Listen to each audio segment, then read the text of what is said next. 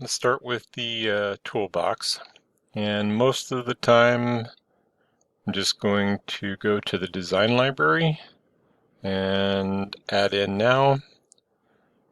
We'll do the ANSI inch, and they called those hex keys, or hex bolts and screws, hex head. And we're going to need to find a hex bolt, no matching size. So these are pretty big, and it goes down to 1/4 20, so no, not going to be able to do that one. So what's it? We're looking for a machine screw. Okay. And there's a hex, and that has a flat on it.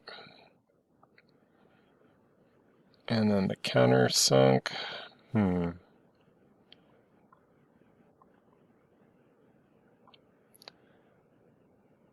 we'll try the hex finish. Also no matching size. And 1/4 20. Well, wouldn't hurt my feelings to put a 1/4 20 in there, but that's not what's called out, so. Okay, so let's go back to,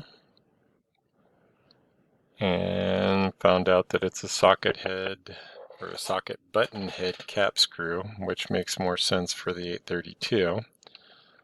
And they do make hexes that small, but yeah, they're not something that has a very big wrench or is going to be most common. So just off of the screen, so let me do it here. We're going to pick for the 832. Kind of goes to the last one. We know that we have 1/2 inch of thread, an 1/8 inch of disc. So should be able to either do 1/2 inch or 3/8. A lot of times the fractional 16ths are not as common, or they're more expensive. So on the cost analysis, let's stay with the 1/2 inch. And we'll go ahead and accept that.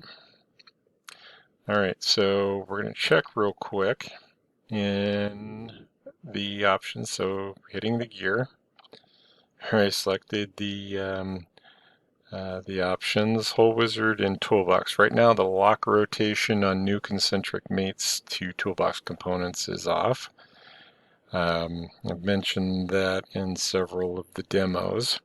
All right, so if that is on, then this won't have a minus sign because it will bypass this having to lock rotation. So if it goes right to fully defined and the rotation is locked, that's going to create a little bit of a problem when we get over to, well, when we get over to our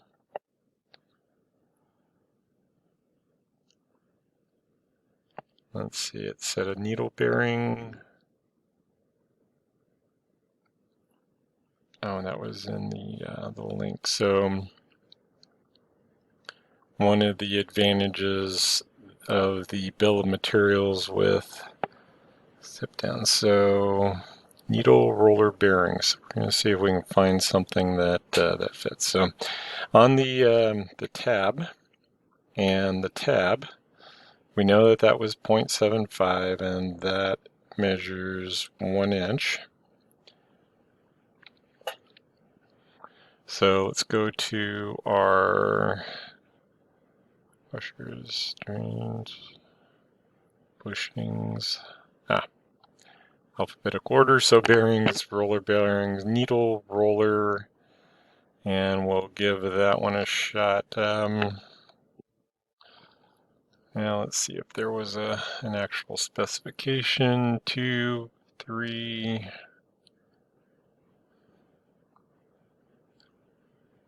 2, 2, 3, 1. I think I saw 1 in there. So, all right. So bore 0.75, OD 1 inch, and we'll go ahead and accept it. All right, so this should move in or out. I'm going to make that coincident. Alright, and so this is the one that if we lock the rotation, it would actually, or potentially lock the link as well. Alright, so that creates the problem that I encountered last time I did this project. And thickness, well, apparently not so much on the thickness. Alright, so if that goes that way, and that one, now we still have a stack up problem with the long and the spacers.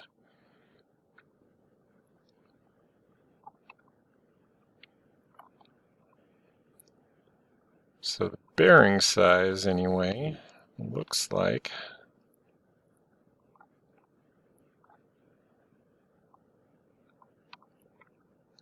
if we go to that face, it's going 0.35. So we really wouldn't need those links to be 1/2 inch. Or I possibly selected the wrong needle bearing, or there might be another one we could check real quick. Edit toolbox components. No, thickness 0.375, and I was probably on the radius. 12 in H1. Okay, so we're going to have to resolve that at some point. So I'm just going to identify the post holder long, and under its appearances, all right, where it's going to let us to the component level. If I go to the part level, it's going to add it. All right, so when I rotate this guy over, oh wait, was that still not shown? All right, so the end. So there's plenty of clearance. If I was going to stay with the link, so this was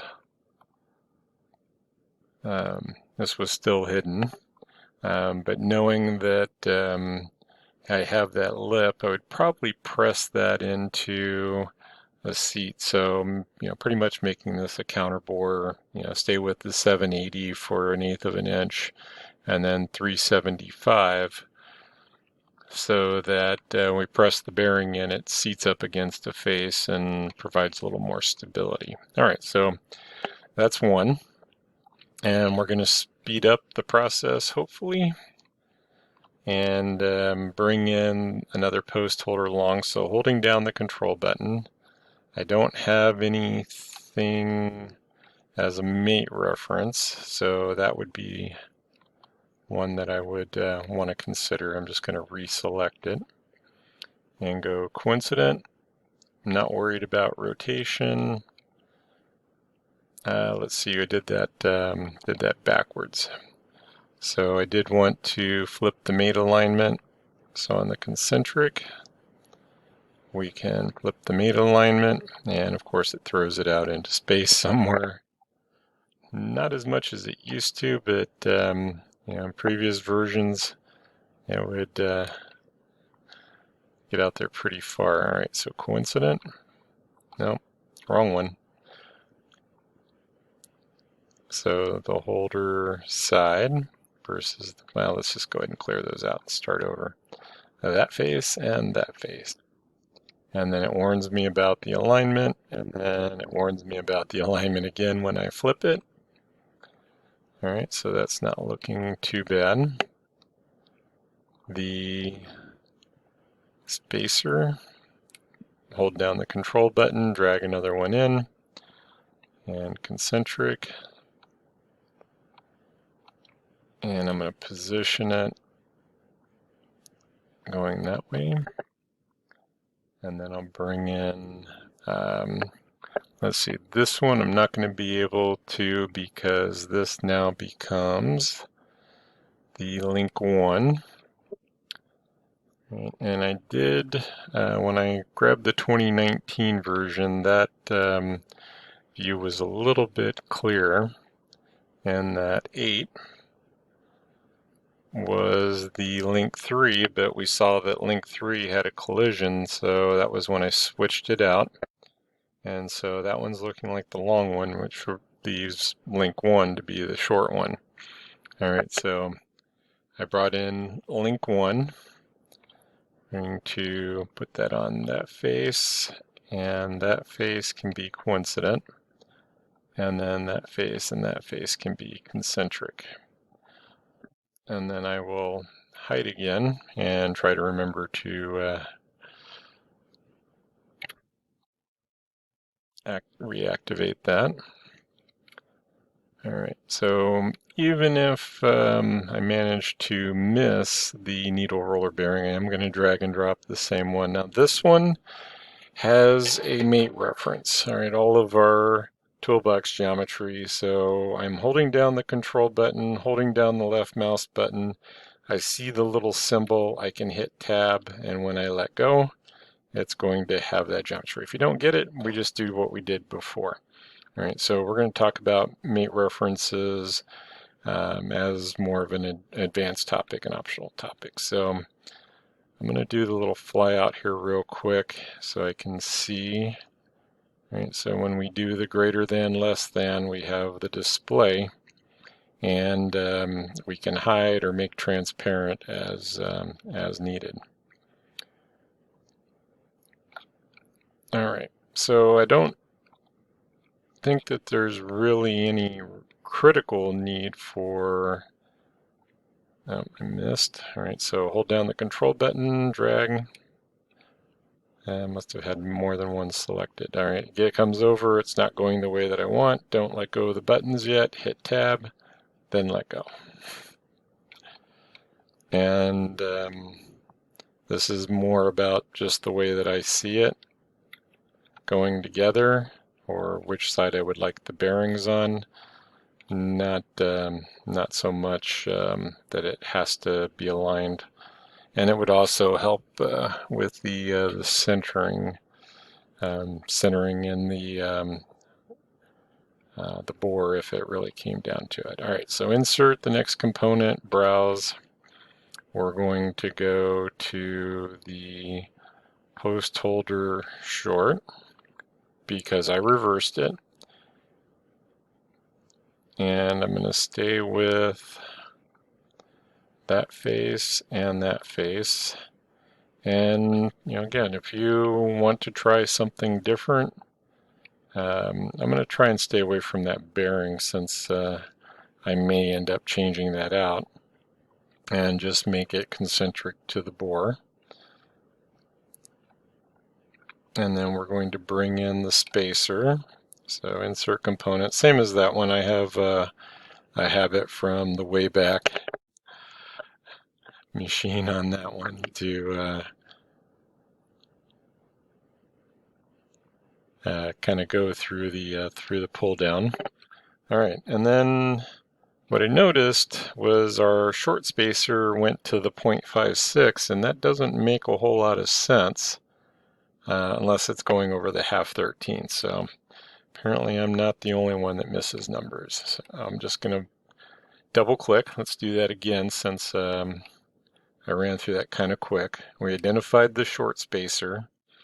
I expanded out the boss extrude. I double clicked on the sketch and then double clicked on the 0.56 dimension. It was kind of hidden there, so I drug it out, and 0.78 and rebuild. And this would also be a good time to, well, I'm going to go ahead and finish the spacer. All right, so we'll put that one coincident, and then we'll go between those two as concentric. All right, so that looks pretty good. Oh, and we need another disc. So the disc top.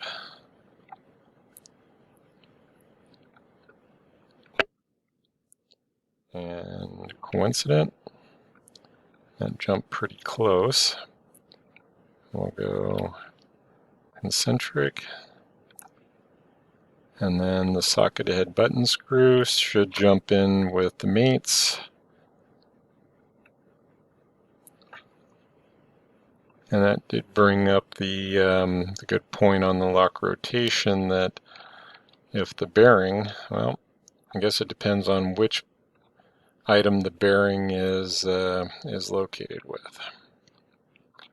All right, I just want you to be aware of that as a possibility or a limitation to our design, that lock rotation can, depending on the order that we insert the components, that could be a potential issue. So another short holder.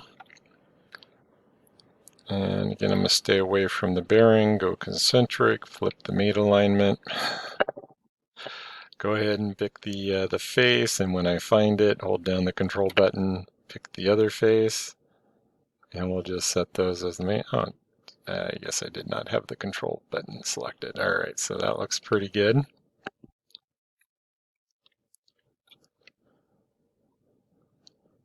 And we're going to identify the short spacer again.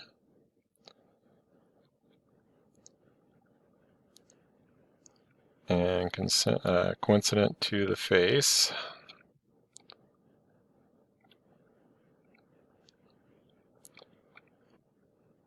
And then the last one is to bring in, we have link 2, link 1, and now we're going to bring in link 3. Okay, and I could have left, instead of replacing link 3, I could have left it.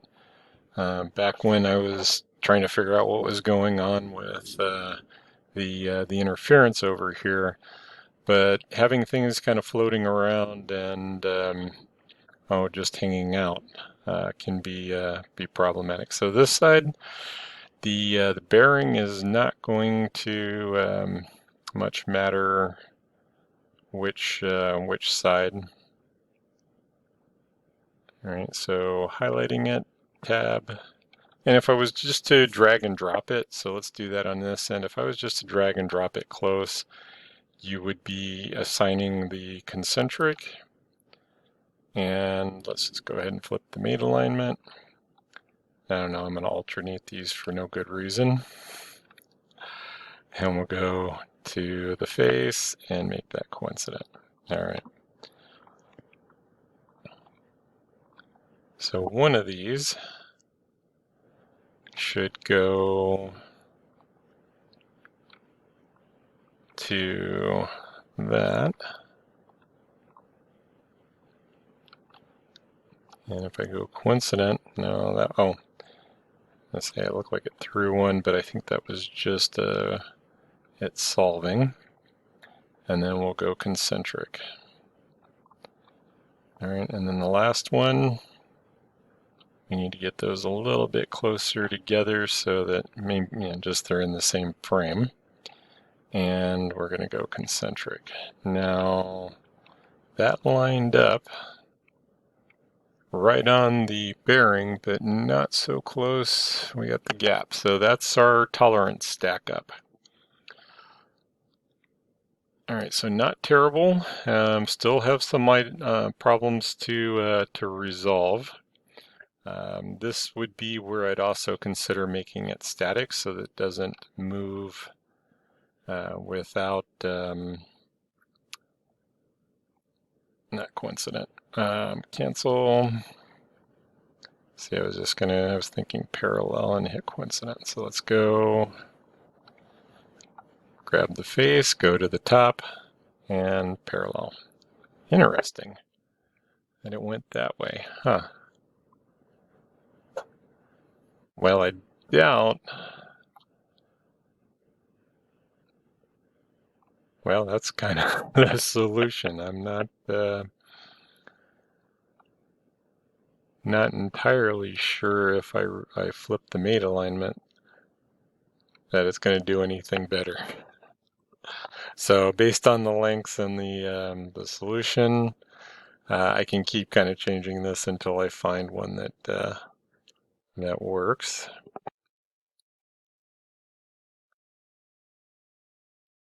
and maybe a minus 45 degrees. Okay, so it wants numbers bigger than, so 315. Okay, well, that's a strange number, or strange looking location, but it works. All right, so we've got button head screw. I can drag them out of the toolbox again, and we'll need to do that with our 1/4-20 hex and our 1/2-13 hex. But as long as these are active, I'm gonna, oh, maybe not the needle bearing. See, did I drag in another one? Yeah, I grabbed, so if I want to see where that one went, I can isolate it, and it's floating over here. If you haven't used isolate, it's a right click, isolate, and like I said, I don't think I needed that one. We're going to find out here in a second, and that is underneath pop-up.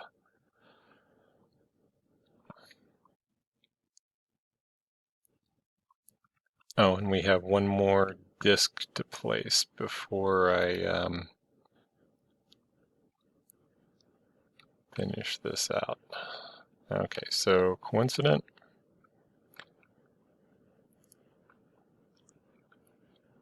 And concentric. Okay. Socket head button screw. And, oh, I guess I missed the disc over here too. So let's go ahead and bring in another disc. And if this were to move, I'd want it to move with the post, not necessarily the side. Concentric. Okay, rotate that over a little bit. Socket head, button screw. All right, looks like got one of each.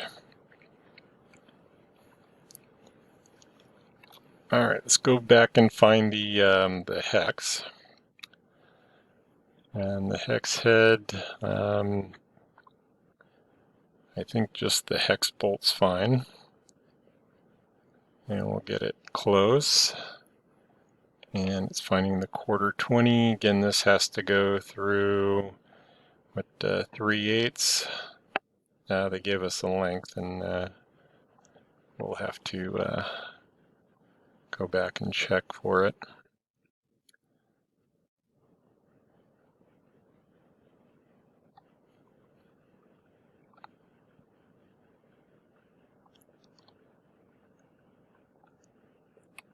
And missed that one. So let's rotate over and we'll go through these guys. Okay, and just watch, occasionally you're going to click and it's going to jump the other way, and we kind of just let it and we'll figure it out. Okay, so that should be all of the 1/4-20s. Let's do a quick rebuild. All right, that looks pretty good, except for we need to identify that guy. And when I expand out and I look at its mates, we're going to flip the mate alignment. No, I don't need to see the affected components. We're going to edit the feature for the coincident. The hex bolt face should be okay. It's going to be the holder. There we go. So it's just warning me again that when I reverse that mate, that it's probably going to adjust the other one. All right, so, oh, that was 1/2 inch. Well, let's see. Oh, come on. Don't know why it jumps back all the time. So we have 1 inch, and the 1/2 inch is 1 1/4. All right, so since I don't know if I can do all of those as a group, but we're about to find out. So when I do the pull down, 1 inch, let's just go ahead and make it a thread length of 1 inch. And when we hover over those, then everything's at 1 inch. All right, so typically the hardware I would put those at the bottom and bundle them up in a folder. So let's add the last two items here. And that it will be a half 13. And we said that that is going to be 1 1/4, which looks like it jumped out of my frame here. So just do the pull down and 1 1/4, and it should have enough of the length with either the partial thread or the full thread. That still just seems like total overkill to have the 1/4-20s and then all of a sudden a half 13. All right, so that's coming all the way up to the outside face. Usually the bolts are just a touch shorter than the face, and since I was just using that red, we'll go ahead and right-click the appearance and clear that out. All right, so one more rotate. Don't see anything that I missed, so that will take care of our assembly for this go-around. And don't forget to save it.